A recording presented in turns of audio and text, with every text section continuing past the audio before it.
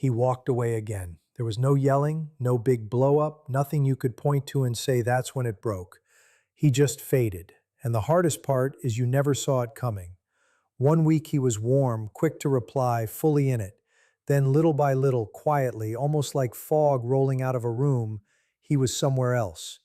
You went back over every text, every conversation, every small moment, trying to find the exact spot where it went wrong. But here is something nobody sits you down and tells you. You did not do anything wrong. You just never learned how his mind actually operates. That changes today, because what I am about to walk you through has nothing to do with tricks or games or pretending not to care when you care with your whole chest. This is about learning the hidden emotional wiring inside an avoidant man. Once you actually understand how that wiring works, you stop chasing. You stop over-explaining. You stop performing for his approval. And something unexpected starts happening instead. He starts to feel the space you left behind, in a way even he cannot fully explain to himself. Keep watching because what comes next might matter more than anything else you hear this year. Before we keep going, if any part of this already feels familiar, if it puts words to something you felt but never said out loud, type the word clarity in the comments. Just that one word. It lets me know this is landing where it needs to. And if you want more of this kind of honest, no-fluff content, subscribe and turn on notifications, because we do not do surface-level advice here. We go underneath it.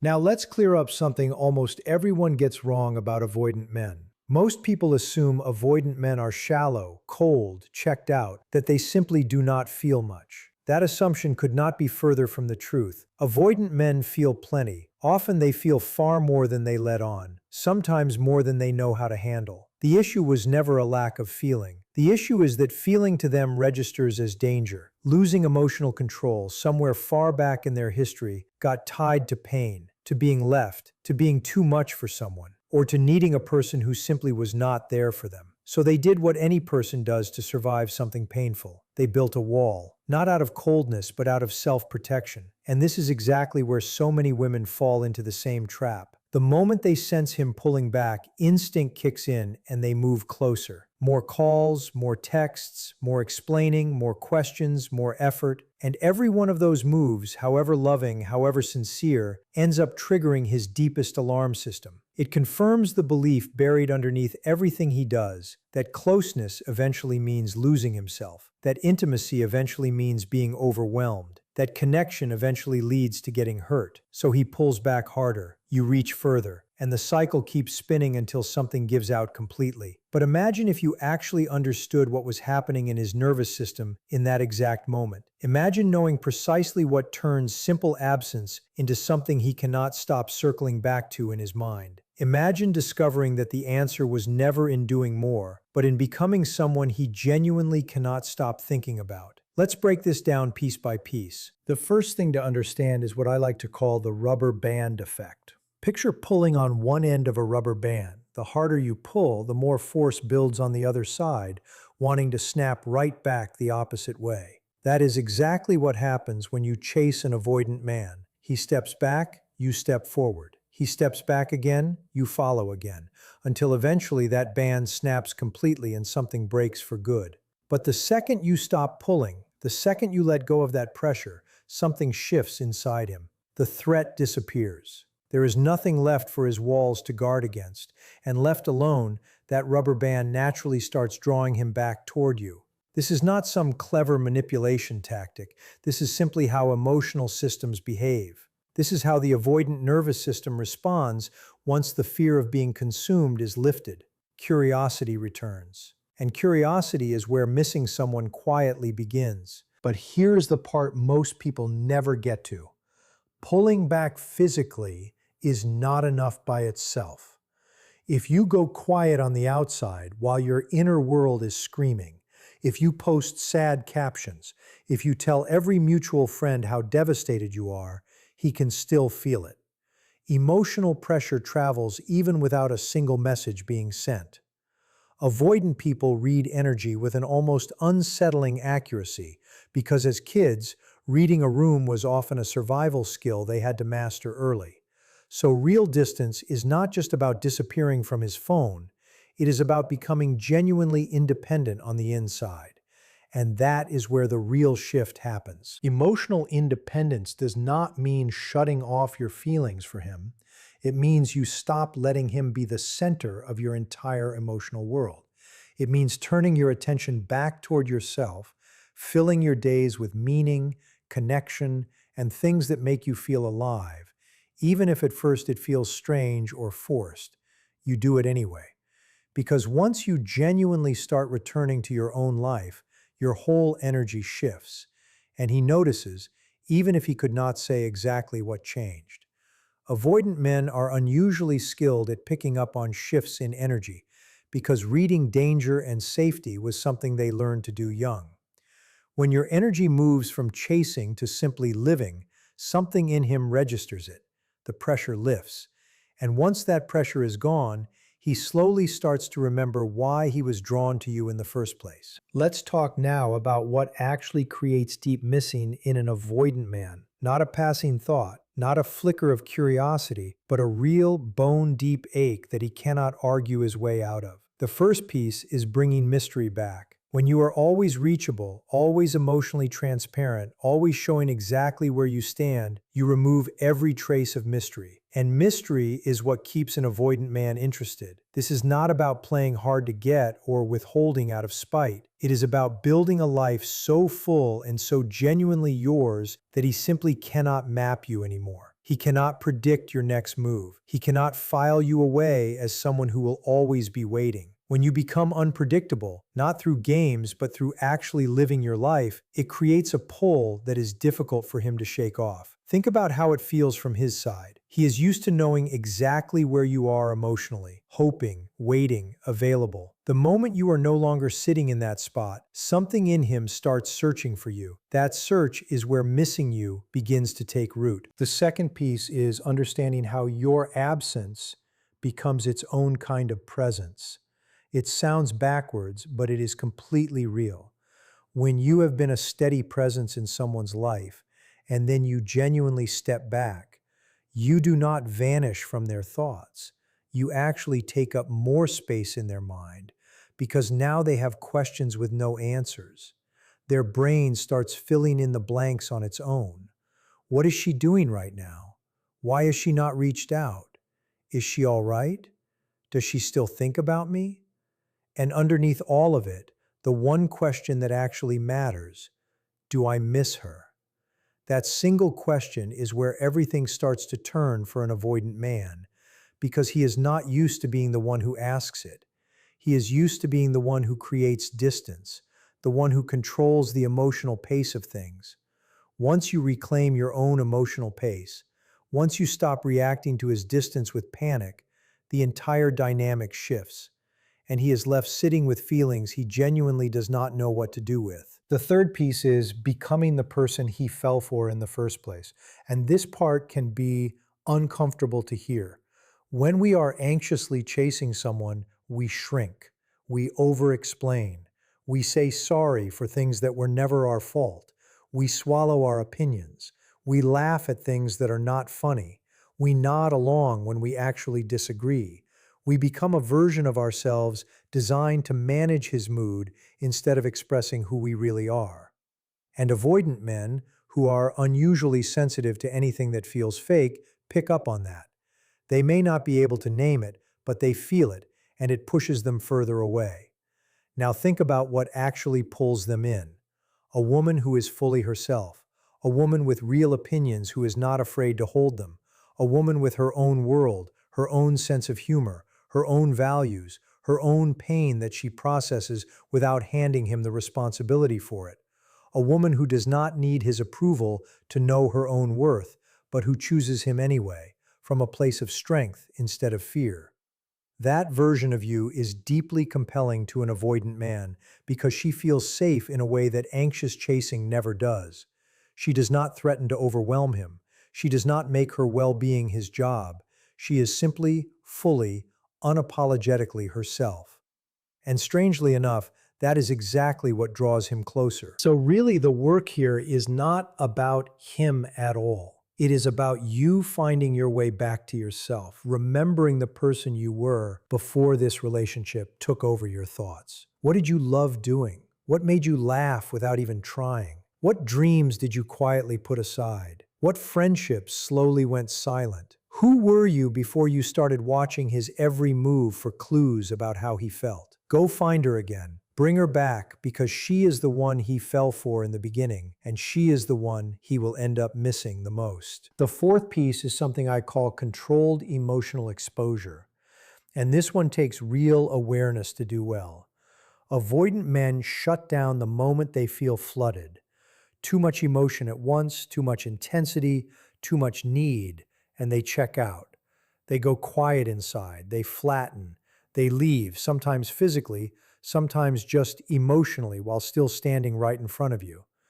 But here is something most people miss completely. They do not actually want to stay emotionally unavailable forever. Underneath all that armor is still a man who wants real connection, who is scared of it but who wants it anyway. So when you do talk to him, whether that is face to face or through a message or any other way, the goal is warmth without intensity, presence without pressure, affection without an agenda behind it. A simple, genuine message, not "I miss you and we need to talk," but something small that shows you thought of him, without asking anything from him in return. Something that opens a door without shoving him through it. And then, this part matters most, you pull back again. You do not sit by your phone. You do not spend 4 hours picking apart his reply. You sent that message from a real place, and now you go back to living your life. This kind of exchange leaves something behind. He feels warmth. He does not feel pressure. And warmth with no pressure attached is one of the rarest things an avoidant man ever gets to experience in a relationship. It is what he quietly wants most. And when you offer it briefly, honestly, and then return to your own life, it creates a pull unlike anything else. The fifth piece is letting him be the one to reach out. I know this goes against every instinct, especially when you love someone and can feel the gap between you growing. But this is not about control. It is about emotional safety. When an avoidant man reaches out to you, he is making one of the biggest moves he is capable of, because reaching out means risking rejection. It means admitting he wants you close. It means lowering a wall he built for good reason. For someone whose whole system is wired to avoid that kind of exposure, initiating contact is a big deal. If you are always the one reaching out first, you take that experience away from him entirely. He never has to take the risk. He never has to stretch toward you. And so he never finds out that reaching out is actually safe, that you will meet him with warmth instead of pouncing, instead of jumping straight into a conversation about the relationship, instead of unloading everything you have been holding on to. But when you give him space, when you let the silence sit there long enough that it starts to outweigh his resistance, he reaches out. And in that moment, something important happens inside him. He discovers the want was real, that it came from somewhere inside him, not from pressure you applied. And that kind of desire, the kind that comes from within, is what actually deepens attachment. Avoidant men do not trust feelings that seem forced on them from outside, but feelings that rise up on their own, those they trust. He cannot tell himself it was just a reaction to you chasing because you were not chasing. And yet there he is, reaching out anyway. That means something to him that nothing else could replace. The sixth piece is what happens around you socially. And this one works quietly in the background, but it carries real weight. You do not need to perform happiness online. You do not need to post pictures designed to catch his attention. Avoidant men can spot that instantly, and it makes them feel handled, which pushes them further away. What actually works is real aliveness, genuinely going out, genuinely reconnecting with people, genuinely doing things you care about. And if some of that reaches him through a friend you both know, through something you share that is honestly joyful and not staged, he sees you living without him. And that image lands hard for an avoidant man because somewhere underneath, he carries a belief that people become dependent on him, that closeness turns into obligation, that being wanted means becoming responsible for someone's happiness. When he sees you genuinely thriving without him, that belief starts to crack. You are not waiting around. You are not smaller because he left. You are not making him the whole source of your joy. You are simply living your full life. And that version of you becomes deeply attractive to him because suddenly choosing you does not feel like a weight to carry. It feels like something he gets to have.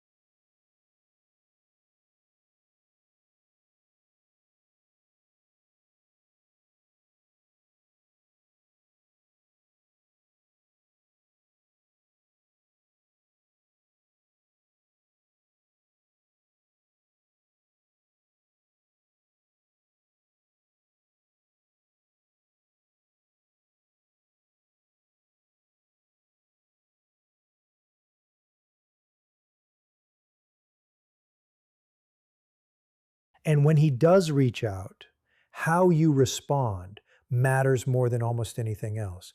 Do not flood him. Do not release everything you have been carrying. Do not immediately ask where things stand between you. Meet his message with warmth and lightness. Let yourself be genuinely glad to hear from him without turning that gladness into pressure. Let the conversation breathe. Let space sit between messages. Let him rediscover on his own that being close to you feels safe rather than suffocating.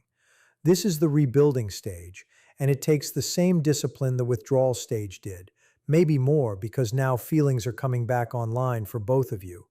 The urge to chase security, to demand answers, to pin everything down with labels and promises will feel overwhelming. Resist it. Not forever. You deserve clarity. You deserve a relationship that feels secure, but not in this exact moment. Right now, you let the connection rebuild at its own pace.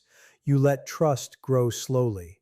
You let him move toward you at a speed his nervous system can actually handle. And as he keeps choosing to move closer, the whole dynamic changes. He is no longer the one running. You are no longer the one chasing. You are simply two people carefully, genuinely choosing each other. And a connection built on real choice instead of fear-driven patterns is a completely different thing from what existed before. It is steadier. It is more honest. It is built on truth instead of old reflexes. But every step of this begins with you, not him. It starts with your decision to stop abandoning your own life while chasing someone who has not fully chosen you yet.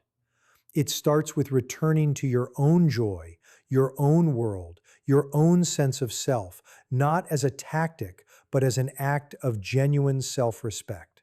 Because here is the deepest truth underneath all of it. The version of you that does not need him to come back in order to feel okay, that is the version that makes it almost impossible for him to stay gone. The woman who has healed enough to enjoy her own life, who laughs without wondering if he can hear it, who grows without measuring that growth by whether he notices, that woman pulls people toward her without trying. She is not running a strategy, she is simply whole. And wholeness is the most magnetic thing there is. So consider this your invitation, not to chase, not to perform, not to calculate every move, but to come back home to yourself, to rebuild your relationship with your own life first, to become so genuinely full, so genuinely present in your own days, that his absence, even while it still hurts, no longer leaves you empty. And from that place, everything opens up, including him, including a love chosen freely by both people, coming from real desire instead of fear. That is what you deserve. Not someone you had to chase into staying, but someone who woke up one day, felt exactly how much your absence weighed on him, and chose clearly, on his own, to stop letting you go. Give this time, give yourself grace, and trust a process that starts not with him, but with you walking back toward the most important relationship you will ever have, the one with yourself. Because that walk changes everything.